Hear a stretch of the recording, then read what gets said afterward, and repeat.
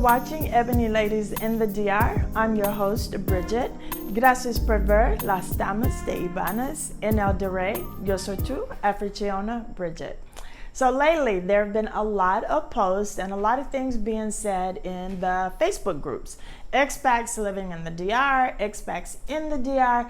It's gotten a lot of feathers ruffled because there apparently was an incident where a woman, I'm not even sure if she was coming from the United States, but she was coming into the Dominican Republic and she's overstayed quite a few times. So I think she's kind of overstayed her welcome, whatever the case may be. Well, she was not allowed to board her flight in the United States. And it seems that it was an isolated incident, but it has got people to saying, wow, you know, what if that happened to me? I own a house there, I own property there. I need to get back. That's my vacation spot. And I've overstayed over and over again. So now I'm getting all the questions, well, how do I get residency? So this show, guys, is residency in the Dominican Republic. Take notes. Get your pen, get your paper, because the first thing you're going to want to do is write down this web address. Because for whatever reason, and I don't know if it's my VPN or what it is, but my computer will not automatically go to this website when I click on the link from the Department of Migration for the Dominican Republic. So you will have to type it all in as you see it here. So save this episode, share this episode, like this episode, and if you're not a subscriber, subscribe to this episode, okay? All right, so getting started. You don't want to have to be dealing with paying the overstay fee every time you go back and forth. You don't want some laws to change and they say, hey, you've overstayed 10 times. You're not able to do it again and lock you out of the country. So you want to get your residency. Number one, people are always asking me this. I can't answer for Canada. I cannot answer for the UK or Africa or Haiti. I can only answer for the United States, going back and forth to the Dominican Republic. This is all this show is about. Remember, Ebony Lady in the DR is from the US, okay? Number one, this whole process has to be started in your home country. If a lawyer tells you he can help you, you just gave away your money.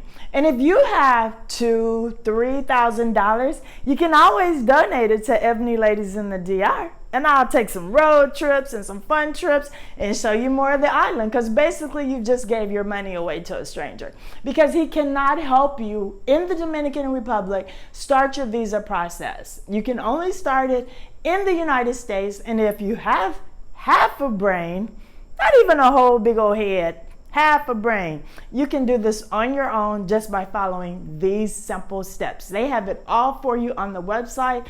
It's a little bit time consuming, it's tedious, but what's the hurry? You can get it done at your own pace.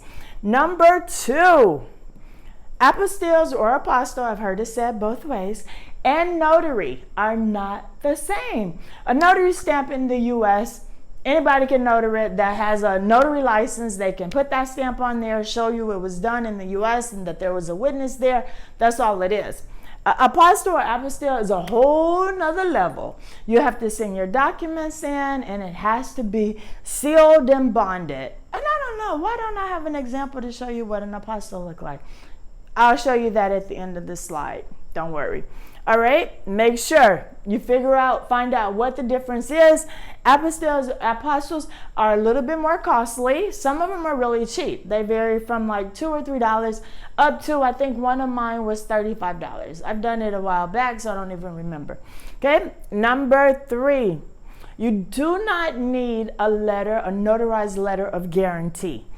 No longer. They do not require it. It still says it on the sheet. When I submitted all my paperwork, I was told that I did not need it because I didn't have one, because I was new to the country. I hadn't made a lot of good friends or someone Dominican that would vouch for me. Of course, for a fee, I could have bought a letter, right? But who wants to do that? Who wants to start off their new relationship with their new country with a lie? So don't do it. And you don't need it. So remember that. Do not need a notarized letter of guarantee. Number four, it says a criminal record certificate. All of that is an apostilled background check, FBI background check. So when you get ready to get that done, when you send it, you can do it online. You can submit your information, pay for it online. I think it was, I'm not gonna lie, I don't remember. But your FBI check, there's an option there for them to send it to DC to have the apostille done and then sent to you. So that way you won't get your FBI background check sent to your house, then you send it out again. There's a box. Read that form on the internet. It has it all there. Does this need to be an apostille or apostle? Yes, it does. So you'll pay a few dollars extra to have it sent. Please do that because you're just going to be delaying your whole process. All right, next. Number 5, visa application letter. Your visa application letter needs to be in Spanish. You're going to see this on the list. All this is saying, why did you choose our beautiful country? So you're going to give a little bit more details than that. You're going to tell your name, your address in the United States, your occupation, date of birth, if you're married or single, divorced, if you have children or dependents coming with you. All this needs to be translated into Spanish, okay? And they're going to ask you, what's your requirement? Or what's your criteria? What criteria did you meet? Like, I'm at a loss for words. So you're going to either be pension, you're going to be residency through marriage, you're going to be investment, buying a property over $200,000, student. So there are a bunch of pension or pensioner. You have to have an eligible pension. So you need to have those things and know what it is. And it needs to go into this visa application letter. Again, needs to be in Spanish. And there are places online that they do accept. I found one online that translated into Spanish, and I may try to get that information for you. But they were $30 per page. Some of the places in Houston were as expensive as $70 or $80 per page. I found a place online, it was only $29.95, $30 per page. And Dominican Republic here, Department of Migration, accepted all of my documents. No problem with my Spanish translations. So don't let anyone tell you got to pay $80 to $100 to get it translated. So do your homework, save yourself some money, take some time and find all of your resources.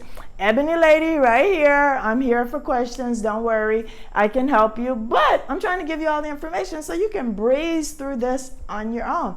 Now we're going to go right into the steps. All of this information is on the website that I gave you on the first red page. Don't forget, you can always rewind this back. But let's get started. So residence visa, this is what you want in order to get your citizenship process started in the Dominican Republic.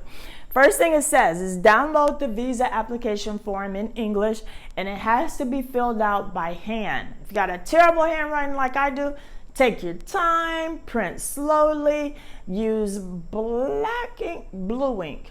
Was it black or blue? Use blue ink. They're specific. Use blue ink. Don't forget. And it's by hand.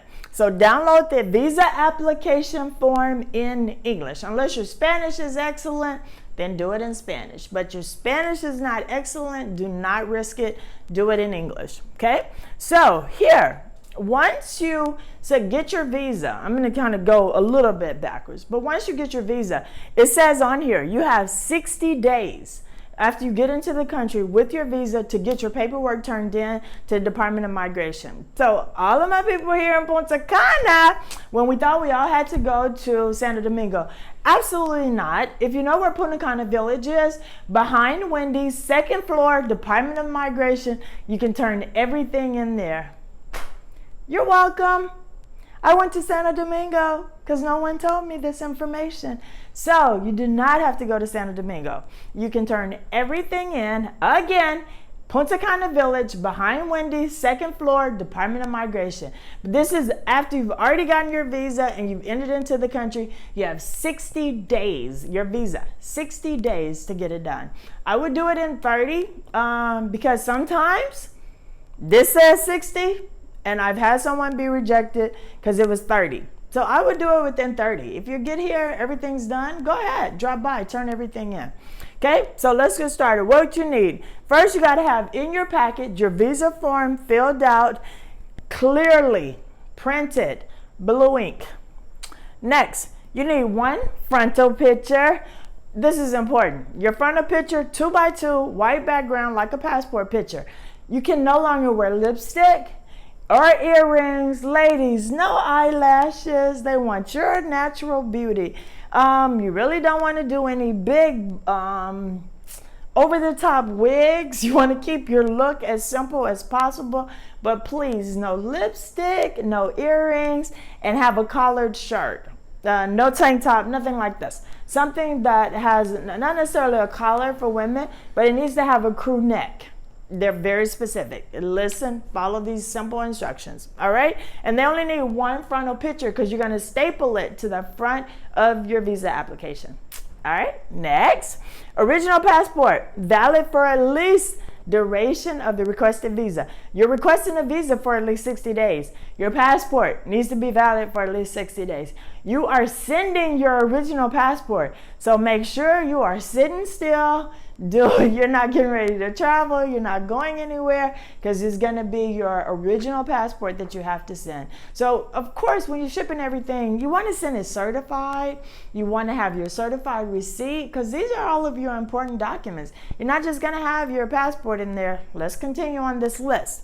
Next, you're going to get a medical certificate. So you can print this form online. I don't know if they have a link to it on their website, but all you have to do in your state is Google medical certificate, print it out. There's no specific one that you have to have, and take it to the doctor. Go to your general practitioner, your family practice medicine doctor. Tell them you need a overall physical for travel, for residency in another country. And you all know, right, that the U.S., Dominican Republic, dual citizenship. So you're not giving up your American citizenship. You're still going to have your U.S. passport. But for these purposes, you want to make sure you let them know that you are requesting a residency visa. So you need your medical certificate to be completely filled out. On here, it does not say a time limit, but to be safe, you want to do this within 30 to 45 days of sending your paperwork in to get your visa, okay? Because you want to have the most up-to-date information, especially during this time of the pandemic. So they want to know that you've been checked out, everything is good, before you send all of your paperwork to the for the visa, to apply for the visa, okay? So you're going to have that health certificate. Next, we talked about criminal record certificate is just the FBI check. That's it, an FBI background check. If you can't pass the FBI background check, you're probably gonna have some issues. So make sure your record's clean, because just like the U.S. don't want, criminals, and they don't want to give that citizenship to them, the Dominican Republic is the same way. And I think that applies to basically any country. So if you have felonies and your background doesn't look so hot, you may not want to waste your money, and maybe find a different sunny spot to relocate to. I'm just saying. All right, next on there, in case of minors or parents, you're going to read this. I don't have kids, so this is going to require some reading on your own. I don't know what you're going to do with minors and kids, so I'm going to move on. Sorry. Next, it says a legible copy of national identity document. So what they're asking for is a copy of your state ID or just a copy of your driver's license. Just something else showing a picture with your ID. Simple. Okay? And they only want a copy. So you do not have to mail your actual driver's license or your actual state ID. Okay, moving on. Birth certificate. And I'm going to go back. Your FBI has to be translated to Spanish. Yes, it does. Notarized and apostille, and they'll do that for you. Medical certificate has to be translated to Spanish. Same thing. Has to be apostille. Everything has to be apostille. Everything, and translated to Spanish. So you're gonna have a folder that's pretty thick. Okay, next, birth certificate. Your birth certificate has to be translated into Spanish, and it has to be apostille as well. So all of these things are going into your folder. You have to send them your original. So again, certified, make extra copies for yourself to keep at home in case something else comes up and your documents are still being processed for your visa. So just make all of these extra copies to have for yourself. Because once you get to the Dominican Republic and you go to submit them, they want 6 copies of each. A lot. And copies here are very expensive. So get your copies done in the US. No, I take that back. They went down. We found a copy place. Remember this, in Friusa. It's a lot of information this episode. In Friusa, there is a copy place that is really cheap. We found that. When I was initially getting my copies done, I was paying a little bit more. I thought it was expensive. But no, it's not. So you can get your copies done here because you're going to need a lot of copies. All right, continuing on. You got all of this? We're going to move on. Top of this page, what is the first thing it says? Notarized letter of guarantee. What did I tell you all on the red page? This is not needed. Do not spend your time, waste your energy thinking about it. It's no longer required, okay? No notarized letter of guarantee is needed. Got it. Documents showing the applicant's financial solvency. So what this is, it's going to fall right in here with the letter from your bank. So you want to get a letter from your bank, and it was really easy. Went to the bank and talked to one of the service representatives and just let them know that we're planning on applying for residency in another country. We told them Dominican Republic so that it would be in the letter. I told them exactly what I needed the letter to say. I want you to verify, because I can't tell them, but I want them to verify that I was in good standing. Good standing is you are positive, you don't have any outstanding negative balances, you don't have any bounce checks ever. I mean, people have them, but at least within the last 3 or 4 years, because the bank will put that on there. So you want to make sure you're in good standing with your bank. You want them to use the account that was open at the earliest date. So if you've been a member with that bank for 15 years, have them write that start date. Even if it was just a little savings account, whatever it was, or checking account. If it was just a little account, whatever the most recent or the oldest date was, because it'll show that you've had a relationship with that bank for a long time. And that goes a long way here in the Dominican Republic. When you get ready to open your bank account, you're going to use this same letter again. They're going to want to see a bank statement showing that you are worthy. They're not offering you any credit or anything, but they want to show that you are not going to be out here bouncing checks. But I don't even think they write checks in the Dominican Republic. They want to see that you're going to be a good citizen. Let's say that. Okay, so you got to have a letter from your bank. Same thing, has to be apostille, has to be translated to Spanish. Got it. All right. Copies of certificates of titles or properties must present the original. I didn't do that. I presented my title when I got here, after I'd already bought my house, and it was submitted to the Department of Migration here. But for the visa in the US, not required. So you do not need to send them copies of certificates of titles or property. Absolutely not necessary. Registration of established companies, not necessary for a residency visa. Copy of the last tax return. It is absolutely necessary. They ask for it, and it does not have to be translated to Spanish. Only thing it has to be is notarized. It does not have to be apostille, just simply notarized. And we actually did our last 2 years tax return just to be on the safe side. This just says copy of the last tax return. So based on this, only 1 year is required. We did 2.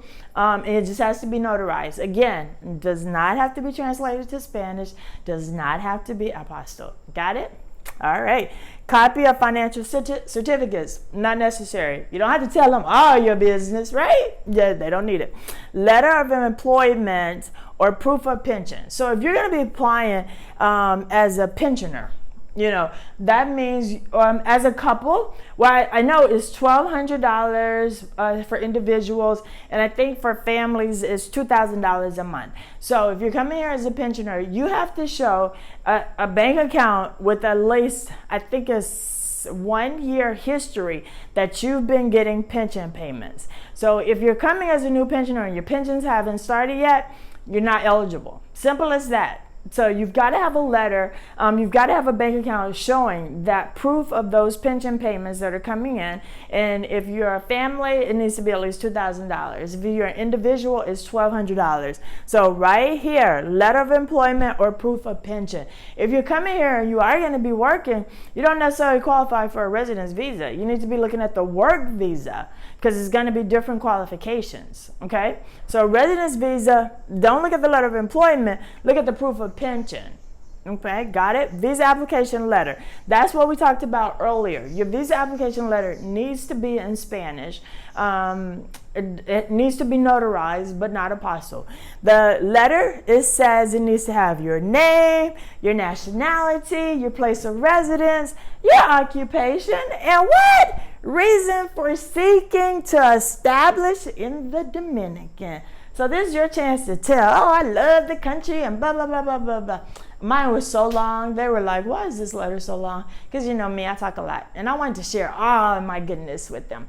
And that's what I did. All right. Now you're saying, Bridget, how long does this take? They got all of my information. They got my passport. They got my marriage certificate or your divorce decree. They have your passport, marriage license, birth certificate, all of your business. So how long is this going to take? When am I going to get my stuff back? Okay, really? This says between 10 and 15 working days, depending on date of travel, prior request, staff availability.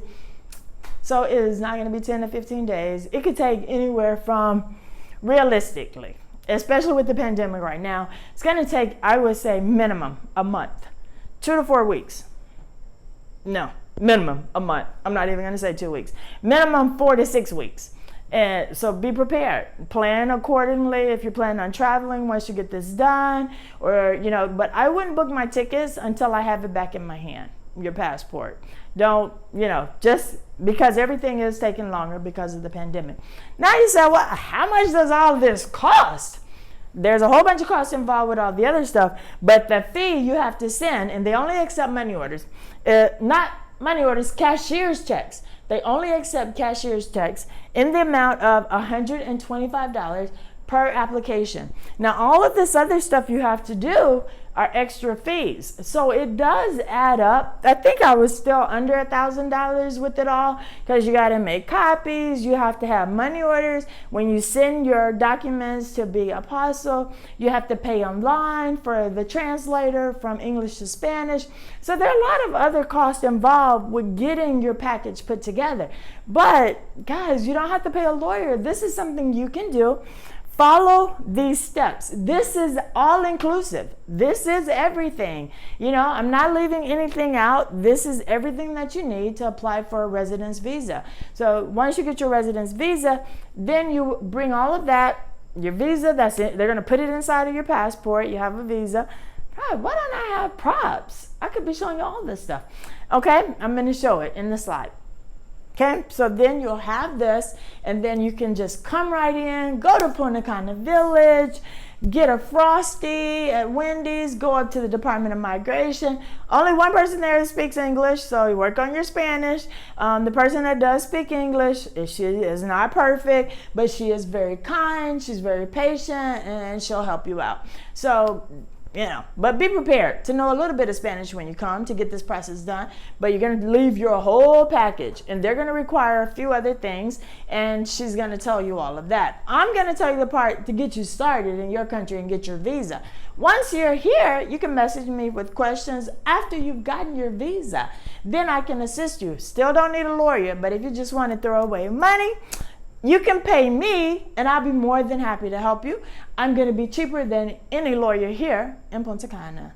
Don't forget, if you need help, I can do it for a fee. I'm not free, guys, but I can help you out. Okay, so you got your visa. Last thing, we're almost done. And you're going to see some slides just to show you an idea of what an apostle looks like, what your actual visa looks like. So stay to the end. We're almost done. So if you're that person that says, I ain't gonna do all that. Nah. My dog ate my birth certificate 10 years ago. I don't feel like fooling with the Department of Health to get a birth certificate. I'm not gonna pay all that money for a pasta. Translations, who's gonna do that?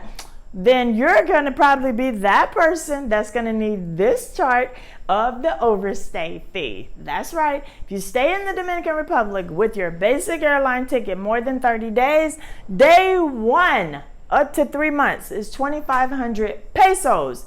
Pesos, right now we're at 57. It's gone back up again. So yay, US dollar. So it's gone back up again, 2,500 pesos. I'm going to use my calculator. Is $43. And they do take cash. I thought they only took US dollars. They do take pesos, they take US cash, and they take credit cards. Key, hold on to your receipts. I just put mine with a little paper clip in the back of my passport book and just hold on to it in the past when I was traveling and was paying the overstay fee. Okay, so you want to hold on to those. Now, the next one, 4,000, 3 to 9 months. So if you're coming for an extended vacation, you're going to be paying about $70. Got it? And it just goes up. So just remember, 1,000 pesos is approximately 17 or 18. It's like $18, $19 because we're at a rate of 57. So one day over the 30 days, 1 day to 3 months, you're going to be paying 2,500 pesos. This is the most up-to-date overstay fee chart. I got it off the Dominican Today website for 2021. So these numbers are valid. Okay, I've never heard anyone get to the airport and say that they were overcharged or they tried to get extra money from them. Don't listen to that. Stay out of the blog, stay out of the Facebook posts of the people that are negative, that always want to spread incorrect information. This is the correct information. These are the fees. So if you decide everything I've been through, went over with you for the residence fee, and it's just like too much paperwork, you don't really want to do it yourself, you don't have that kind of patience, you don't have that kind of time, you're retired, and look, my eyes are not that good, or whatever your case may be, then this is going to be your chart, the overstay fee. Take into consideration, laws change every day. Rules are getting stricter. They are cracking down. But you know, what a lot of people feel here in the Dominican Republic is that tourism is a huge deal here, and expat community, foreigners from abroad, bring a lot of money here. I'm an expat myself. We come here, we buy property, we start businesses. Hi, boys' wedding dresses. We start businesses. We come here, we spend money, buy homes, volunteer, contribute to the society, to our communities. We do a lot of good things. So everybody's thinking is, I don't think they're going to do a massive crackdown on Americans or Canadians or Europeans, because we are feeding the community. We're helping the community. By no means is the Dominican Republic a poor country like people seem to think. It's a developing country in ways that there aren't as many resources as there are in the United States. Like, I have one utility company. I don't have anything to choose from. If I want my lights on, that's the company you have to pay. Versus in Houston, we could pick and choose between 3 or 4 different companies.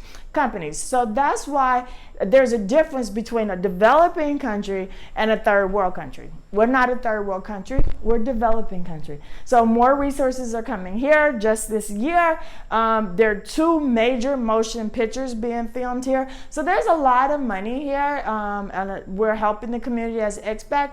So I don't know that you should have that fear that you need to get your residency immediately, overnight, tomorrow, get it done. Pay the overstay fee. Don't abuse it. You know, I guess people come back and forth. It is what it is. But this is just to make you aware that laws can change at any time. You're gambling just like with any other country, going back and forth. But these are all the steps we went over to get your residence visa. If you're not going to be doing that right away, these are your overstay fees. Woo! You guys worked me to death. I've had so many questions about the residency, and I didn't realize that I have never taken the time out to shoot this episode. So at the end of the episode, you're gonna see my visa in my passport book, so you can see what it looks like. I'm gonna shoot you a picture of my visa. I'm gonna show you what an apostille document looks like, and I think that's it. I don't think I have anything else I can share with you. So I'm asking you to share this video with everybody that's thinking about coming to the DR and making this their home. So please do me a favor, like, subscribe, and share this episode. Thank you all for watching right here, Ebony Ladies in the DR, every Thursday, 9 p.m. Eastern Standard Time. Get your paperwork done.